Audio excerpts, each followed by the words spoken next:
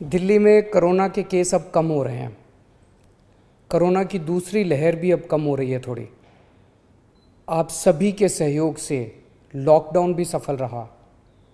हमने पिछले कुछ दिनों में ऑक्सीजन के बेड भी खूब बढ़ाए हैं।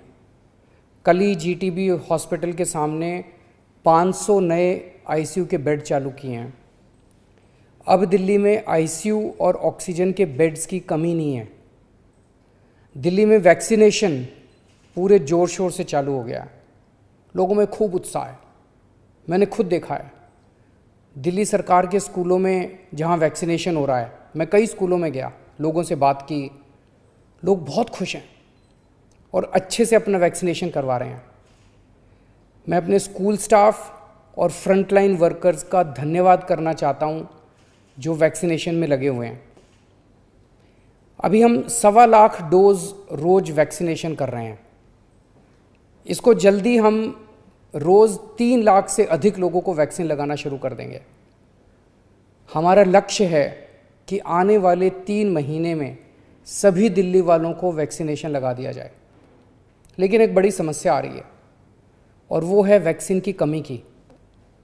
दिल्ली में हमारे पास अब केवल कुछ दिन के वैक्सीन बचा है और ये समस्या देशव्यापी है। पूरे देश में इस वक्त वैक्सीन की भारी कमी हो रही है। कुछ राज्य तो ऐसे हैं जहां वैक्सीन न होने के कारण अभी तक वैक्सीनेशन शायद शुरू भी नहीं हो पाया। वैक्सीन की कमी देश के सामने इस वक्त बहुत बड़ी चुनौती बन गई है। आज केवल 2 कंपनियां वैक्सीन बना रही हैं। ये दोनों मिलके महीने में केवल 6-7 करोड़ वैक्सीन बनाती हैं। तो इस तरह तो हम देश के हर व्यक्ति को वैक्सीन लगाने में हमें 2 साल से ज़्यादा टाइम लग जाएगा। तब तक तो कोविड की पता नहीं कितनी लहरें आ जाएंगी, कितनी बर्बादी हो जाएगी। इसलिए ज़रूरी है कि हम भारत में वैक्सीन का उत्पादन युद्ध स्तर पे बढ़ाएं और देश के हर नागरिक को अगले कुछ महीने में वैक्सीन लगाने की राष्ट्रीय योजना बनाएं। जब तक हर भारतीय को वैक्सीन नहीं लगती तब तक ये जंग जीती नहीं जा सकती। मैं आज एक सुझाव देना चाहता हूँ। वैक्सीन बनाने का काम केवल 2 कंपनियां ना करें, कई कंपनियों को वैक्सीन बनाने में लगाया जाए।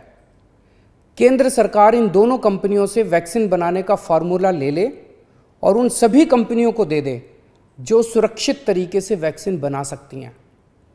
ऐसे कठिन समय में केंद्र सरकार के पास पावर है कि वो ये कर सकती है।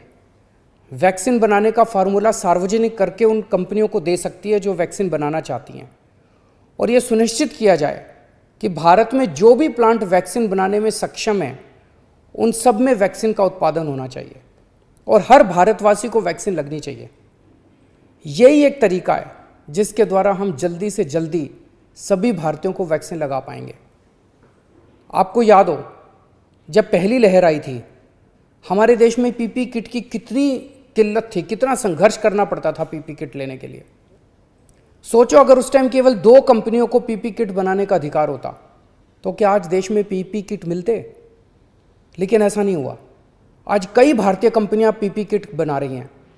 इसलिए हम किसी और पे पीपी किट के लिए निर्भर नहीं हैं। भारत में बेहतरीन इंडस्ट्रियलिस्ट हैं। हमारे पास दुनिया की सबसे बड़ी फार्मा कंपनियां हैं। हमारे पास विश्व के सर्वश्रेष्ठ वैज्ञानिक हैं।